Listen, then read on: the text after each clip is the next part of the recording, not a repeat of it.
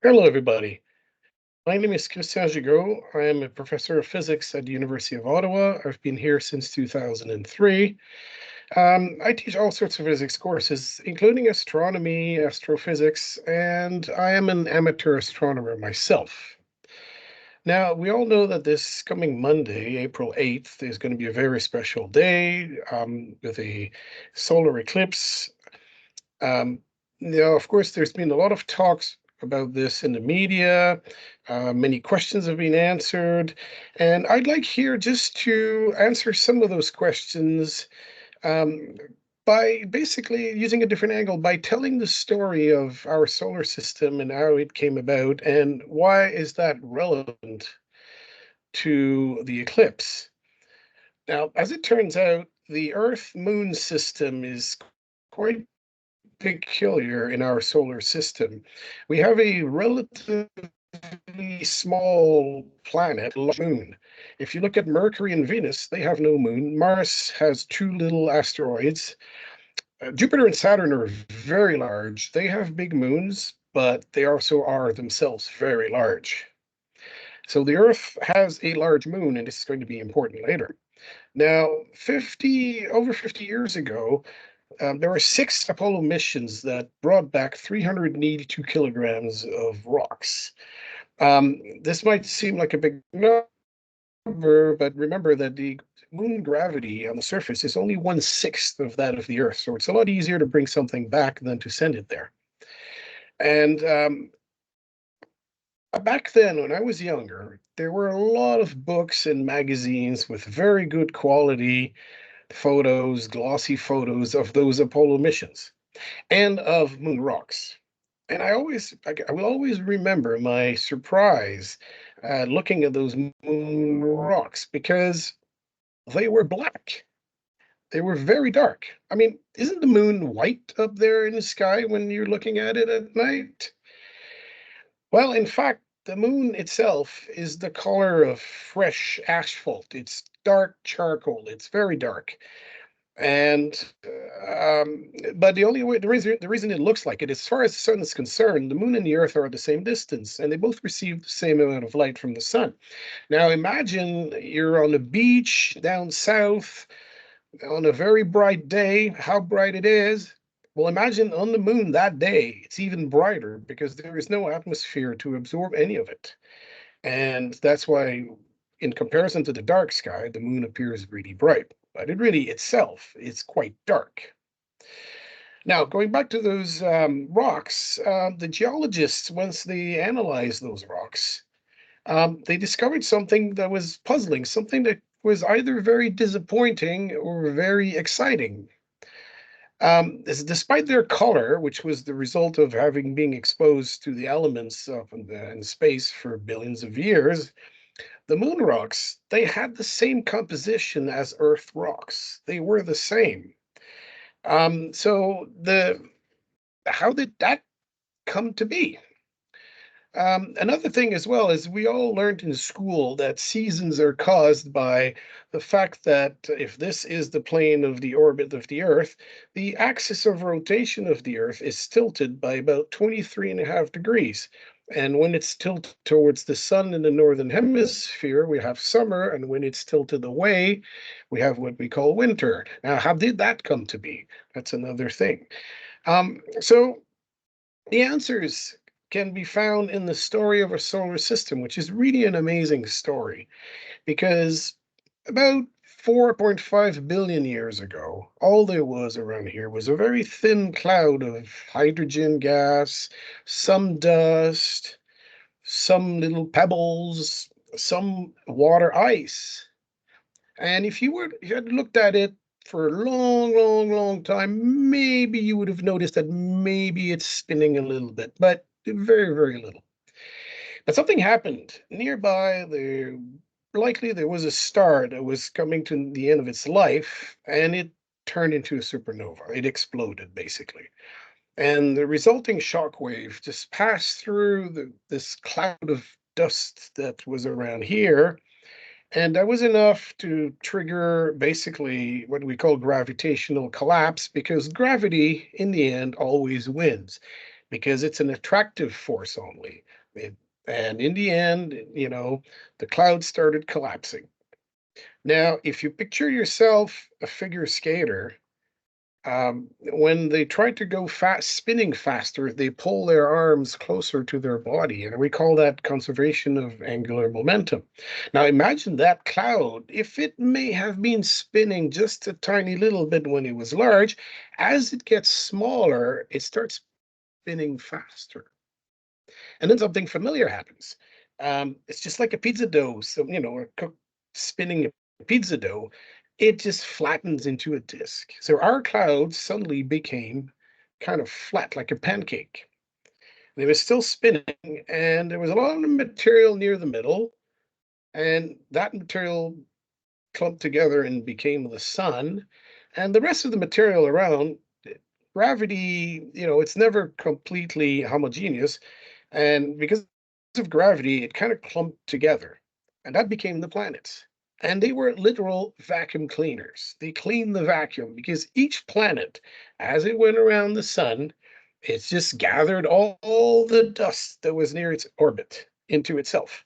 And they cleaned up the solar system. So we have a bunch of planets, and some of them, like Jupiter and Saturn and Uranus and Neptune, they have been able to retain very large gas atmospheres. We call them gas giants. They're very large. They have lots of gas atmosphere, which is basically hydrogen. And we have the rocky planets, Mercury, Venus, the Earth, Mars. Those planets have only been able to retain a very thin atmosphere of heavier stuff like carbon dioxide.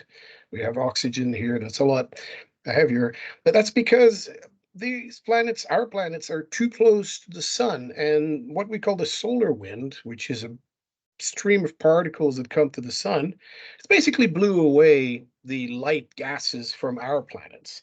But Jupiter, Saturn, Uranus, Neptune, they're a lot further, and that because of that they were able to retain their large atmospheres. Now, at the time, everything came from the same spinning cloud. All the original solar system objects were all spinning the same way. Around the sun itself is spinning in one direction, around the sun in the same direction, and each planet was also spinning on its own axis the same direction. Everything was spinning the same way. And at that time, the axis of the Earth would be completely perpendicular to its orbit, and there would be no seasons. Now, also at about the same time, or at the beginning, the planets, they underwent what we call differentiation, which is basically the heavy stuff like nickel, iron, all the heavy metals, they all sank to the core of the planet, and the lighter stuff like rocks basically is on the outside, and that formed the crust of those planets.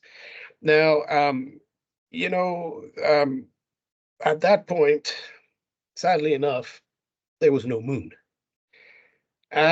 Anyway, the first 500 million years went by with no moon.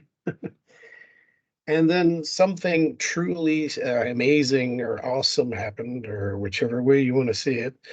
Um, about 500 million years after the beginning of the solar system, so about 4 billion years ago, there was something the size of planet Mars that had been until then in an elongated orbit around the sun like a comet, and it had the misfortune or the fortune to hit the Earth.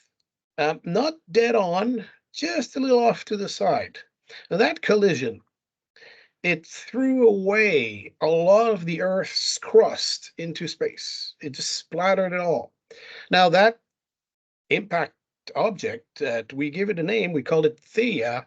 Well, unfortunately, it just sank in the middle of the Earth, so we don't have access to it. But all the material that was ejected into space, well, again, because of gravity, it all collapsed together and clumped together, and that became the moon. And this hypothesis is interesting because there's a number of things in there. The fact that the moon then would be made out of Earth rocks. They also That could be an explanation for the fact that we know for the seasons now, at this point, the axis of rotation of the Earth is tilted to 23.5 degrees with respect to the orbital plane. That's causing the seasons, and that might be the result of the impact itself. Another thing that is interesting is because this was not a planned event, obviously, it's a little bit messy. The moon now is orbiting the Earth, but again, that is not exactly in the plane of the Earth's orbit, which we call the ecliptic. That's also the path that the sun takes into the sky. But the path, sorry, the orbit of the moon is actually tilted about 5 degrees with respect to the plane of the orbit of the Earth. And again, this is going to be important.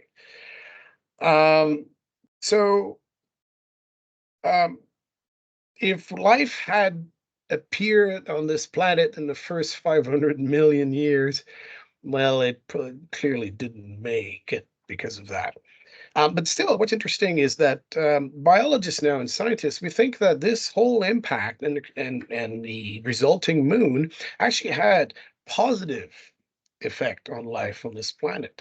So for one thing, now that the axis of rotation of the Earth is tilted by 23.5 degrees, but the presence of the moon, it's quite complicated to calculate it, but it acts as a stabilization on that. And that angle remains pretty much the same. It doesn't wobble too much, which means the seasons are more regular. And the other thing as well is the moon makes tides. And tides is the level of sea goes up and down because of the where the position where the moon is in relationship to the Earth. But what it means is that I mean, when life started to go from the ocean onto dry land, this was perhaps facilitated because there was always a zone of sea bottom that was regularly exposed to air, because of the tides. So, there are some clearly positive aspects to that. Now, there is an interesting coincidence here. The moon is actually, we do know that the moon is slowly receding away from the Earth as a result of interaction with the tides that, again, we don't want to talk about too much because it's too complicated. But as it is now, we have a remarkable coincidence is that the apparent size of the moon, if you look at it in the sky, is approximately 1/2 degree. So it's smaller than your thumbnail when you hold it at arm's length, is almost the same as the apparent size of the sun. Its sun is a lot further, but it's also a lot bigger. And the two seem to be about 1/2 degree in the sky, both of them. Now, this is a coincidence because you know there's no reason why this would be like that. Now, the the orbit of the moon around the Earth is not exactly circular; it's a little bit elliptical, and sometimes the moon is a little closer to us, and sometimes it's a little further. So the journalists now they like to call that when it's closest a supermoon. Well, yeah, perhaps, but there's no astronomer that will use that term. And the other thing is, I doubt that anybody could notice a difference of a couple percent, a few percent, from one full moon to the other. I mean, there's 29 and a half days in between. Now, this 5 degree tilt of the moon's orbit relative to the sun means that sometimes, let's say on a new moon, in a new moon, the moon is near the sun, and so you don't see it. But because of that 5 degree tilt, the moon could be as much as 10 times its diameter above the sun or below. And it most of the time it will either be below or above the sun. It will very rarely pass in front of the sun. It takes a time when the relative tilt are such that the moon can pass in front of the sun. But if it happens to be in this orientation, then the moon will be above the sun, or if it's like this, the moon will be below the sun. But sometimes it just happens that yes, and the moon will pass directly in front of the sun. These are a very rare event because you need to have a coincidence of a new moon, which happens one day a month, And the orbital planes have to be aligned just perfectly, and this happens once or twice a year. So this is very rare. Solar eclipses are very rare, but they can be predicted because we have all sorts of information now about these things. Now, if for those who are very lucky to be under the path of totality, they will see a solar eclipse, a full solar eclipse, where the sun will appear to be eaten just like somebody eating a cookie by something which we know is the moon. And at some point, the moon will cover the sun. This time where the moon will cover the sun lasts about a minute or two. It's very short, which we call that totality. And then after that, the moon will move away very slowly. The whole process takes about an hour and a half. And if you're lucky to be right there underneath that path of totality, then you will see what we call a total eclipse. But remember, the moon is smaller than the Earth, and an eclipse is basically the shadow of the moon that is where you are. And if you're not directly under the shadow of the moon, then you're not going to see a total eclipse. You will see a partial eclipse where the sun look like a little crescent because the moon will only cover part of it. So, but that's still something to remember. Now, something also to remember is to never ever look at the sun directly, and especially during an eclipse. On a normal day, looking at the sun might trigger a bunch of protection mechanisms. You might squint, your pupils would get smaller, you might blink, you might have watery eyes, and you will also look away very quickly. Very few people, in fact, have damaged their vision because they stare at the sun. Nobody does that. But the problem is during an eclipse, people can override those protection reflexes and if you're too zealous and you try to look at the eclipse, you may not you might overcome those protection reflexes and you can easily damage your vision because the sun is always the same. It's always as bright as it is, and it's very dangerous. So you look at an eclipse or look at the sun on a bright day, only using um, official eclipse glasses or dedicated solar telescopes because those they have built-in filters in there, and and just be very, very careful. It's perfectly safe to be outside during an eclipse, just don't look at the sun. Now, um let's just hope that the weather will cooperate on April the 8th, on Monday, April the 8th, and it's going to be a clear day. I will be certainly be observing it using our own little telescopes. And until then, I will wish you good luck and have a good time.